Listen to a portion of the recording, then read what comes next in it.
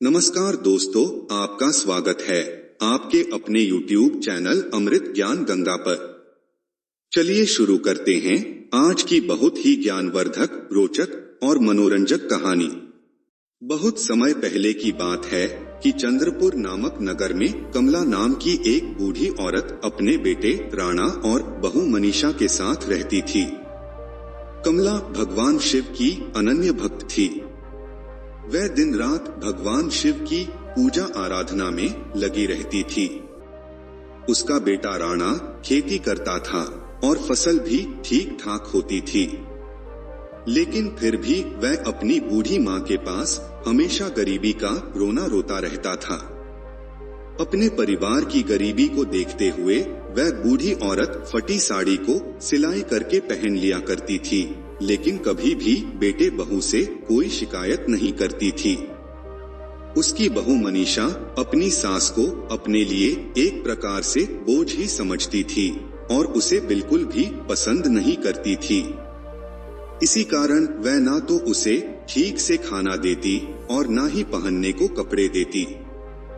एक दिन कमला भगवान शिव की आरती खत्म होने के बाद भगवान शिव का प्रसाद अपने पुत्र राणा को देते हुए बोली कि बेटा, तुम काम पर जा रहे हो, यह शिव प्रसाद ले लो। भगवान शिव जी की कृपा तुम्हारे ऊपर हमेशा बनी रहे। उसकी बहू मनीषा पास में ही बैठी ये सारा वार्तालाप सुन रही थी। वह बोली कि सासू माँ, अगर ऐसे दिन भर पूजा पाठ करते रहने से सब काम बन जाए तो फिर तो सब पूजा ही करते रह जाएं। आपके पास तो शिवजी की पूजा के अलावा और कोई काम धाम नहीं है।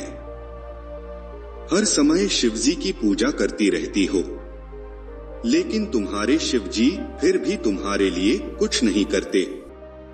बाकी सारा समय आप बस बैठे बैठे अनाज तोड़ती हो।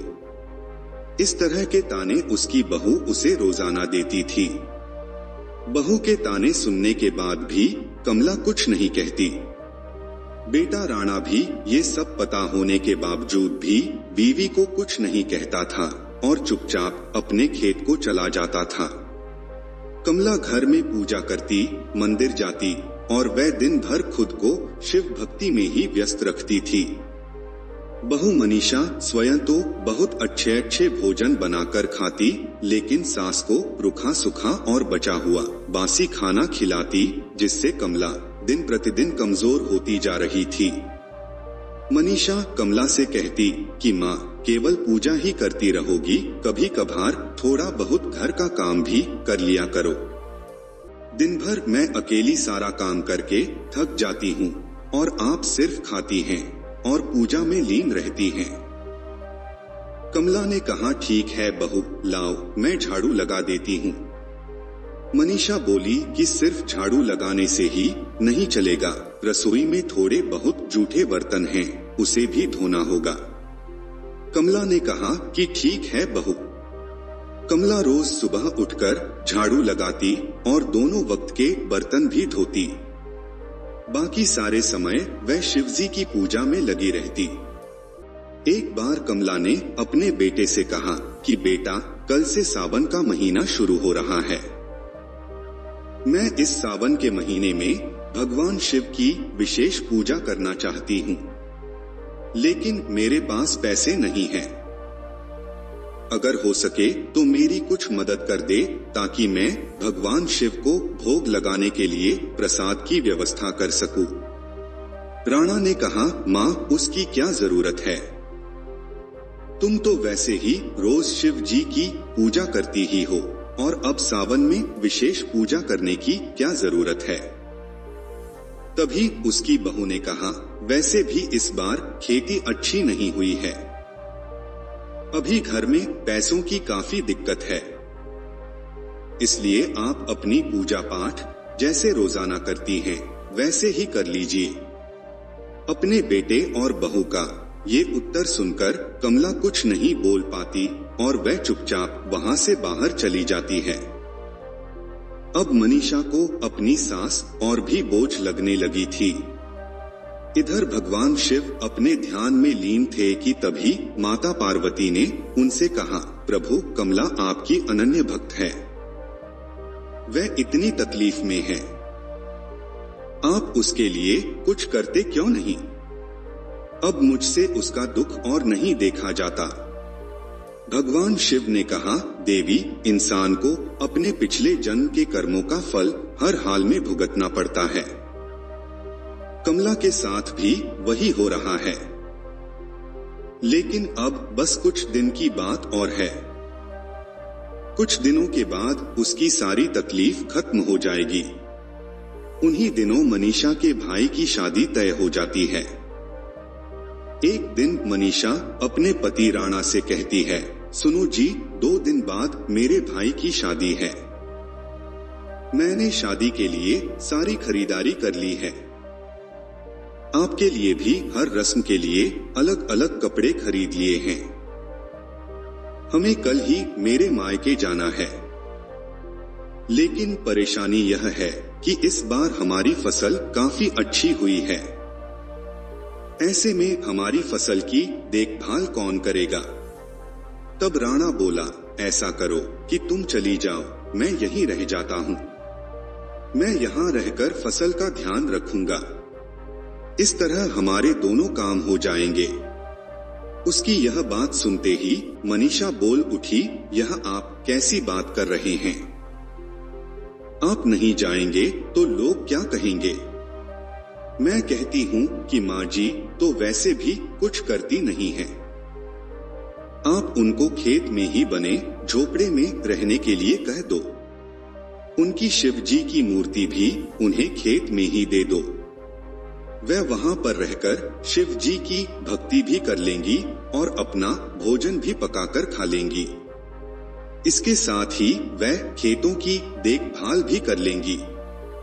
मनीषा की बात सुनकर राणा ने कहा, शायद तुम ठीक कह रही हो। राणा दूसरे दिन मां कमला को लेकर खेत पर चला जाता है। वहीं पर उसकी सारी व्यवस्था कर देता है और उसके बाद दोनों पति पत्नी शादी के लिए मनीषा के मायके चले जाते हैं। कमला खेत में रहकर जैसे तैसे अपने दिन गुजारने लगती है। अब वह भगवान शिव की भक्ति में और ज्यादा लीन हो गई। उसकी इस भक्ति को देखकर एक बार फिर माता पार्वती भगवान शिव से कहती हैं, स्वामी, अब तो आप अपनी उस भक्त के लिए कुछ करें। उसकी तकलीफ मुझसे और देखी नहीं जाती। भगवान शिव मुस्कुराते हैं और एक बूढ़े साधु का वेश धारण कर कमला के पास पहुंचकर कहते हैं कि माता, मैं कई दिनों से भूखा हूँ, मुझे खाने के लिए कुछ दे दो। आपके खेत में चने बहुत अच्छे हैं, आप मुझे उनमें से कुछ चने दे दो। मैं वही खाकर पानी पी लूंगा। कमला ने कहा, नहीं बाबा, मैं आपको कच्चे चने नहीं दे सकती। आप यहाँ बैठिए, मैं आपको चने भून कर देती हूँ। कमला खेत से चने तोड़ कर लाती है और उसे भूनकर साधु बाबा को देती है। वह कहती है कि बाबा, यह लीजिए काले चने, इनके अलावा मेरे पास आपको खिलाने के लिए और कुछ भी नहीं है। साधु बाबा ने कहा, माता, आपने जितने सच्चे मन से मुझे चने खिलाए हैं, उसके लिए इंसान के पास अमीर दिल होना चाहिए, जो पैसे वालों के पास नहीं होता। यह कहने के बाद भगवान शिव अपने असली रूप में आ जाते हैं। यह देखकर कमला उनके चरणों में गिर पड़ती है और खुशी से रोते हुए कहती है, मेरे प्रभु, मेरे स्वामी, मुझे आपके दर्शन मिल गए। प्रभु, मेरा जीवन धन्य हो गया। भगवान शिव ने कहा, मैं तुम्हारी भक्ति से बहुत प्रसन्न हूँ। मांगो, तुम मुझसे क्या मांगना चाहती हो? कमला बोली, प्रभु, आप मुझे यहीं पर अपना मंदिर बना दे ताकि मैं शांति से आपकी पूजा कर सकूं।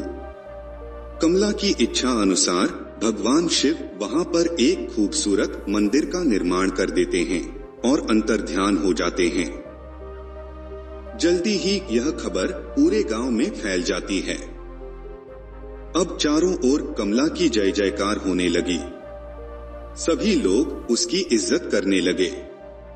भगवान शिव के उस मंदिर की प्रसिद्धि दूर दूर तक फैल जाती है और प्रतिदिन मंदिर में भक्तों की भीड़ बढ़ने लगी। उधर मनीषा के मायके में आग लग जाती है, जिसकी वजह से उसका पूरा चेहरा जल जाता है। जब वह वापस अपने गांव में आती है तो गांव वालों से अपनी सास के बारे में सब कुछ जानने के बाद वह वहां खेत पर जाती है। उसके साथ उसका पति राणा भी जाता है। दोनों कमला से माफी मांगने लगते हैं। कमला जब मनीषा की ऐसी हालत देखती है तो परेशान हो जाती है। कमला मंदिर से भगवान शिवजी के नाम का जल लेकर उसके पूरे चेहरे पर लगा देती है, जिससे मनीषा का चेहरा पहले की तरह ठीक हो जाती है। अब तो हर कोई कमला की जय जयकार करने लगता है। मनीषा कमला से कहती है, माँ जी, हमसे बहुत बड़ी गलती हो गई, हमें क्षमा कर दीजिए। घर चलिए, हम सब साथ में ही रहेंगे। तभी राणा ने कहा, माँ मुझे माफ कर दो, मैंने कभी तुम्हारी इज्जत नहीं की, मैं बहुत बड़ा पापी हूँ, माँ मुझे माफ कर दो। मनीषा बोली, माँ जी हमें माफ कर दीजिए और हमारे साथ अपने घर चलिए। तब कमला ने कहा, नहीं बहू, अब मैं कहीं नहीं जाऊंगी। अब तो जो शेष जीवन बचा है उसे यहीं पर अपने प्रभु के चरणों में गुजार लूंगी। कुछ दिनों पश्चात पूजा करते वक्त ही कमला भगवान के चरणों में अपना सिर रखती है और उसकी आत्मा उसके शरीर से निकल जाती है। बहू बेटा पूरे नियम से उसका क्रिया कर्म करते हैं। अब उसके बहू बेटा भी मन लगाकर भगवान शिव की पूजा अर्चना करने लगते हैं और प्रतिदिन मंदिर में सेवा भी करते हैं। उनका जीवन बिल्कुल बदल जाता है, वह सारे अच्छे कार्य करने लगते हैं। भगवान शिव की महिमा अनंत और अपार है। उनकी महिमा का गायन कोई नहीं कर सकता। भगवान शंकर जी के अनेक नाम हैं। उन्हें अपने नामों में सर्वाधिक प्रिय नाम महादेव है। भगवान शिव जी को मृत्युंजय भी कहते हैं। इनकी कृपा से मृत्यु के समीप पहुंचा व्यक्ति भी स्वस्थ होकर जीवित हो उठता है। आशा करते हैं आपको हमारी ये कहानी पसंद आई होगी। आपको हमारी ये कहानी कैसी लगी कमेंट करके जरूर बताएं। आपको हमारी ये कहानी पसंद आई हो तो वीडियो को लाइक करें, चैनल को सब्सक्राइब करें। वीडियो को अंत तक देखने के लिए आपका बहुत बहुत धन्यवाद।